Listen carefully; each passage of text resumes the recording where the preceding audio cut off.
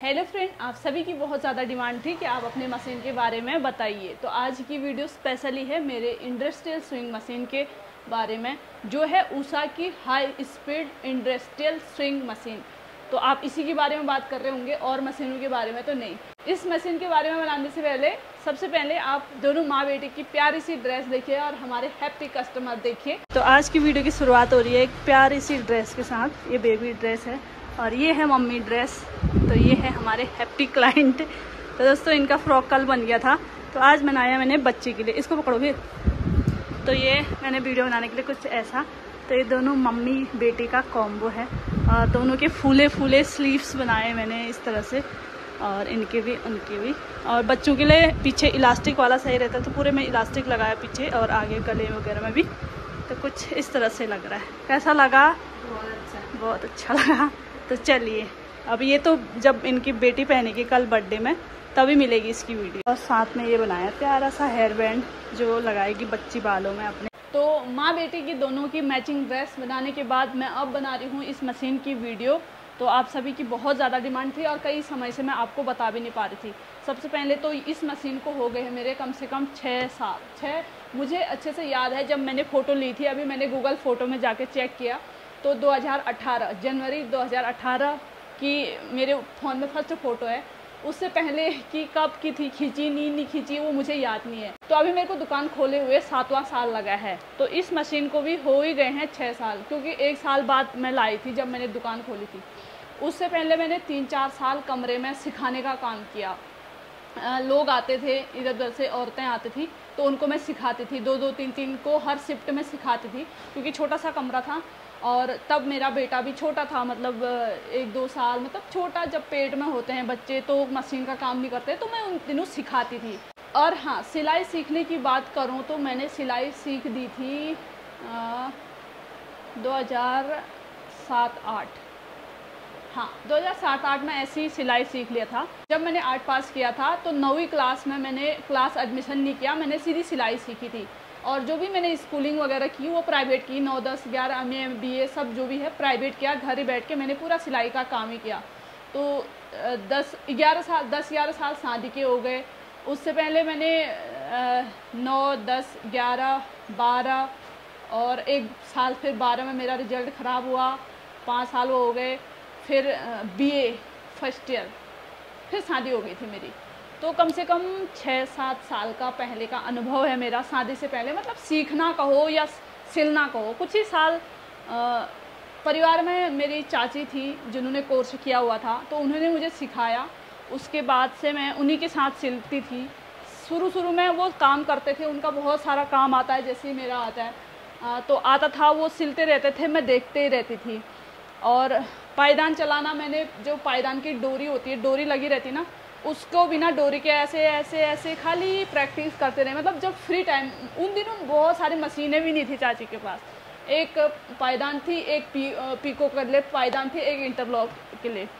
तो मैंने जब चाची फ्री होती थी तो उस समय मैं उस पायदान को ऐसे ऐसे चलाती थी।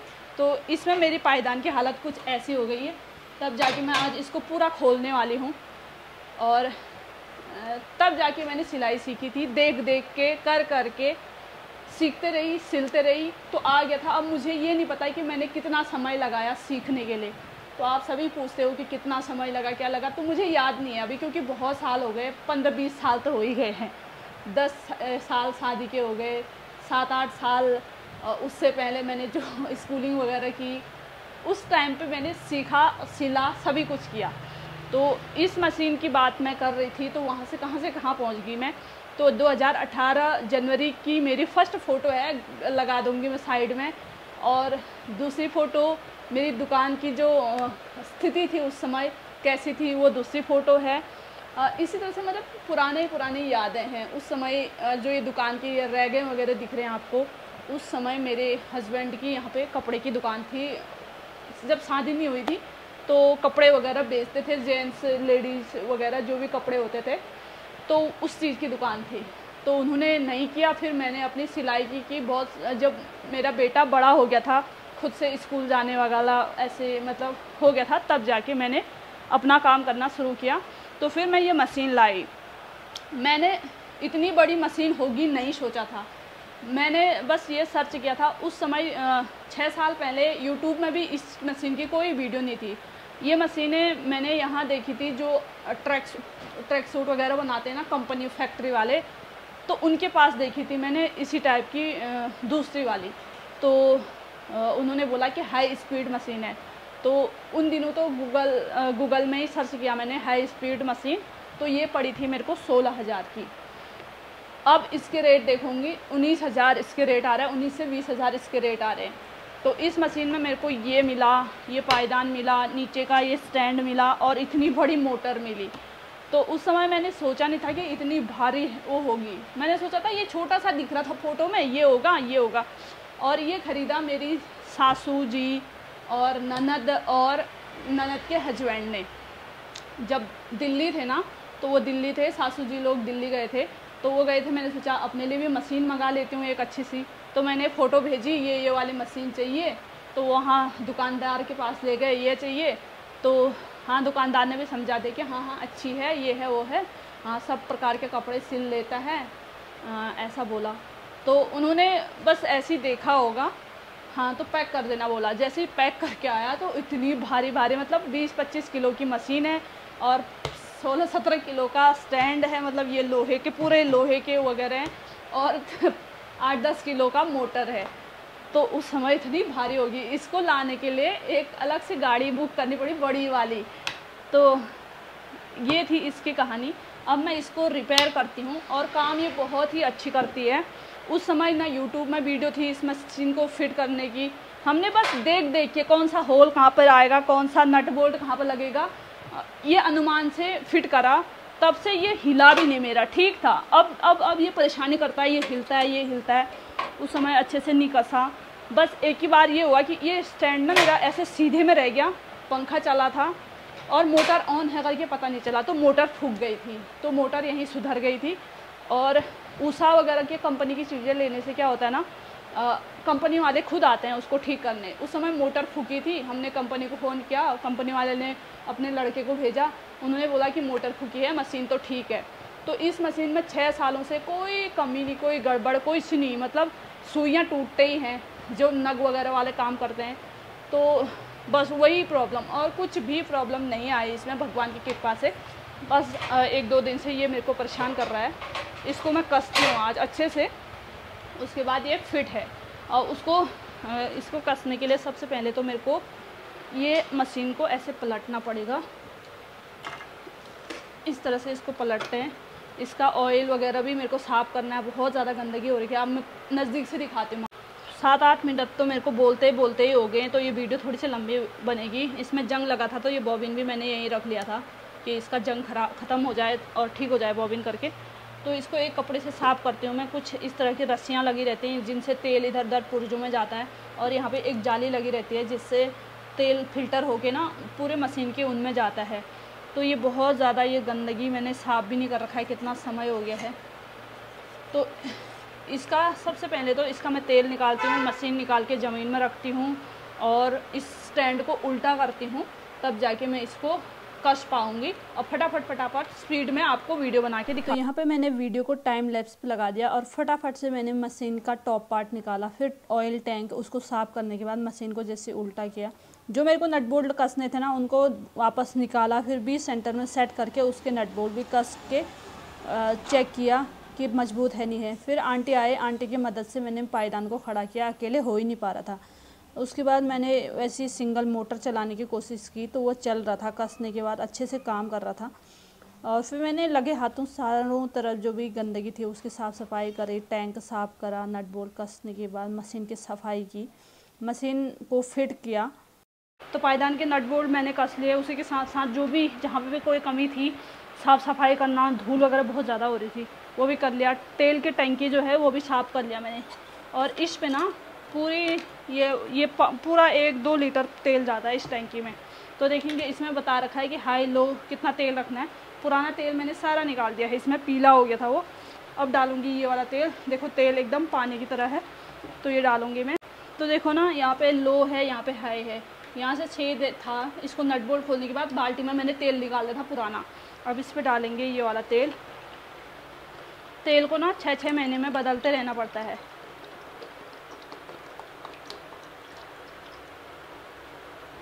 तो ये इतने से ही फुल हो गया है, जितना हमें चाहिए था उतना फुल हो गया है। अब इस वाले को नहीं डालेंगे, इसको फिर कभी डालेंगे।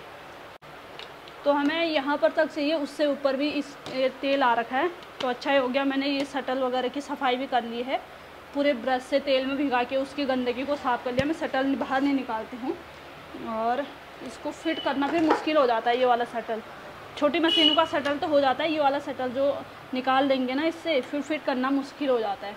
तो इससे अच्छा जैसा चल रहा है ठीक है। अभी तेल भर दिया है मैंने, अभी इतना सफ़ेद दिख रहा है। 5-6 महीने बाद जितना काम करो, जितना स्पीड में सिलो, जितना ज़्यादा काम करो, उतनी जल्दी तेल ख़राब होगा। तो ये तो मैंने फुल कर दिया है। इसके बाद इसको यहाँ रख देंगे। तो इस तरह से ये कंप्लीट हो गया। अभी इसकी गंदगी साफ़ करेंगे। तो वीडियो बहुत ज़्यादा लंबी होते जा रही है। इस साइड को सारा कचरा मैंने फेंक रखा है, इसकी भी सफाई करूँगी मैं अभी। इसको निकालने के बाद एक छोटा सा टेबल बनवाया था मैंने अपना, कपड़े वपड़े रखने के लिए, इस कोने के लिए, फ़ोन वगैरह रखने के लिए। तो इसकी भी सफाई करती हूँ। और जो ये इसकी कनेक्शन ना, इसमें मोटर में अभी भी नहीं आ रही है। उसको सेट करने के बाद मैंने सोचा था ये ढीला हो रखा है, इसकी वजह से। अब पता चल रहा है यहाँ पे मेरा एक वो है, कैसे बताऊँ मैं, ये मेरा कभी कुछ ख़राब नहीं हुआ। ये इस मशीन में सिर्फ ये चीज़ ख़राब हुई मेरी। इसमें पहले ऐसे 2 बटन थे ना, ऑन करने के लिए पुश करना पड़ता था, ऑफ करने के लिए दूसरे को पुश करेंगे, फिर वो बटन बाहर आ जाएगा। वो ख़राब हो गया मैंने। तो अब इसके लिए मैंने ये टेम्परेरी वाला ये लगाया। बीच में प्रांशुल, गौरव वगैरह वो आते हैं बच्चे, ऐसे ऐसे खींच देते हैं। तो मुझे लग रहा है ये वाला चीज़ इसमें कुछ ना कुछ ख़राब हो रहा है। तो इसको अंदर से चेक करूँगी एक बार। मैंने अभी पूरी मशीन सेट कर ली है, सफाई भी कर ली है, तेल वगैरह भी डाल दिया है। पूरे इस पर गंदगी लगी थी ना, वो भी साफ़ कर ली मैंने। तो करीबन इसको 7वां साल है, अभी भी ये अच्छे से काम कर रही है। मशीन में कोई दिक्कत नहीं है, बस दिक्कत आ गई है इसी में, ये वाले जैसे यहाँ से ऑन कर रही हूँ मैं लाइट की कनेक्शन, मोटर स्टार्ट नहीं हो रही है। कभी कभी हो रही है, जब मैं इसको थोड़ा हिला रही हूँ, इधर उधर ऐसे धकेल रही हूँ, तब जाके वो कनेक्शन आ रहा है मोटर में। फिर जब मोटर में कनेक्शन आ रहा है तो उसके बाद लगातार सिलते रहो, तो सिलते रह रहा है जब तक हम अपने उससे बंद ना करें, ये वाला जो बटन है ना। और इसको भी मैंने खोल के देख लिया, इसको खोला, फिर ये अलग अलग कर दे। अभी टेस्टर नहीं था, टेस्टर से टेस्ट करना है कि इनमें कनेक्शन आ रही है नहीं आ रही है। अगर यहाँ तक कनेक्शन आ रही है, यहाँ से फिर मोटर में जाएगी, तो यहाँ तक कनेक्शन आ रही है तो मोटर में नहीं जा रही है, तो मोटर में कोई दिक्कत हो गई है, तो मोटर तो यहीं सुधर जाती है। उसके अंदर कुछ ऐसे फुके रहते तो वो ठीक हो जाते हैं। अभी थोड़ी देर पहले तक कि जब मैंने ये पूरा खोला था ना, ये बाहर निकाला था मशीन, तब चेक किया तो मोटर कनेक्शन आ रही थी। जब ये फिट किया मैंने, उसके बाद जैसे ही अच्छे से पायजान वायजान सेट किया तो तब नहीं आ रही। तो ये थी मशीन की जानकारी। आप सभी बोले थे मशीन के बारे में बताओ, मशीन के बारे में बताओ, तो बताया मैंने और सफाई भी की। आपने सभी कुछ देखा होगा, पर स्पीड में वीडियो बहुत ही ज़्यादा लंबी हो गई है, आपको बताना था इसीलिए, और आप सभी को भी जानना था इसीलिए। मैं कभी इधर उधर बाहर तो कम ही जा पाती हूँ, जितना हो सकता है बुटीक के अंदर की सारी चीज़ें आप सभी को नॉलेज मिलते रहे, इसलिए मैं बताती हूँ। कई लोग नए नए स्टार्टिंग करते हैं, घर से सिलना शुरू करते हैं, जैसे मैंने भी घर से ही सिलना शुरू किया था। अपने कमरे में 1-2 मशीन से सिलना शुरू किया, फिर कुछ लोगों को सिखाना शुरू किया, फिर वहाँ से पैसे आए, फिर और मशीनें जोड़ी, फिर सिलते रहे, सिखाते रहे, तो तब जाके बड़ी मशीन ख़रीदी। नहीं तो नॉर्मल छोटी मशीनों से ऐसे ये नहीं कि एकदम से बहुत पैसा है तो बड़ी मशीन ख़रीद ली, ऐसा नहीं। पैसे जोड़ते रहे, ज़रूरत की चीज़ें खरीदते रहा, जोड़ते रहा, कभी टाइल्स लगाए, जोड़ते रहा, ये सभी कुछ मैंने किया। तो इसी तरह से अपने काम को आगे आगे धीरे धीरे बढ़ाया जाता है। तो कई महिलाएं होते हैं घर में छोटा मोटा काम करते हैं, सिलते हैं, फिर वो धीरे धीरे अपने कार्य को आगे प्रगति की ओर ले जाते हैं। मैंने भी कई साल नॉर्मल छोटी मशीन में सिला, तब जाके बड़ी मशीन खरीदी। अब इस मशीन को 7 साल हो गए हैं। अब सोच रही थी मैं, पिछले कुछ समय में मैंने वो प्रधानमंत्री विश्वकर्मा योजना वाली फॉर्म भरी थी, उसमें कुछ 15,000 की सिलाई मशीन योजना वाला कुछ ऐसा था, लेकिन वहाँ नाम ही नहीं आया, पता नहीं क्यों, वहाँ से कुछ पता ही नहीं चला। 5-6 महीने हो गए, वैसे ही उससे पहले उज्ज्वला वो गैस सिलेंडर गैस चला था ना, वो भी मेरा 1-2 साल में नंबर आया, गैस जो फ्री गैस सिलेंडर मिलता है। तो ऐसे सोच रही हूँ कि इस साल फॉर्म भरा है उसका सिलाई मशीन योजना के लिए, पता नहीं कि 3-4 सालों में नंबर आएगा। ऐसे ही होता है फिर फ्री की चीज़ों के लिए। तब सोचा था मैंने दूसरी मशीन लूँगी ऐसी इलेक्ट्रिक वाली जो इन्वर्टर में भी काम करे। ये वाली मशीन जब लाइट चली जाती है तो ठप ठहरी, लेकिन अब नई नई टेक्नोलॉजी है, 5-6 सालों में बहुत ज़्यादा अंतर हो गया है। अब यही वाली मशीनें सिर्फ इन्वर्टर में भी चल सकती है, इतनी कम वोल्टेज में भी है, इतनी कम उसमें भी काम कर लेता है। क्या कहते हैं, वोल्टेज कहते हैं, वाट कहते हैं, पता नहीं क्या कहते हैं, उसमें भी ये अच्छे से काम कर लेता है, मतलब इन्वर्टर में चल जाता है। तो ये थी मेरी मशीन की कहानी और मेरी कहानी। उम्मीद करती हूँ आप सभी को पसंद आई होगी। मिलते हैं जल्दी ही अगले नई वीडियो में। जब मशीन सुधर जाएगी तो पक्का बताऊँगी आपको। नहीं तो मोटर सुधारना पड़ेगा, क्या करना पड़ेगा वो मेरे को नहीं पता है। मशीन एकदम चकाचक है, कमी सिर्फ मोटर और इस तार में ही हो रखी होगी। बस बताते रहेंगे आपको आने वाले दिनों में। और कैसी लगी वीडियो, कैसी लगी जानकारी ज़रूर से कमेंट करना। मिलते हैं जल्दी अगली नई वीडियो में, तब तक के लिए बाय।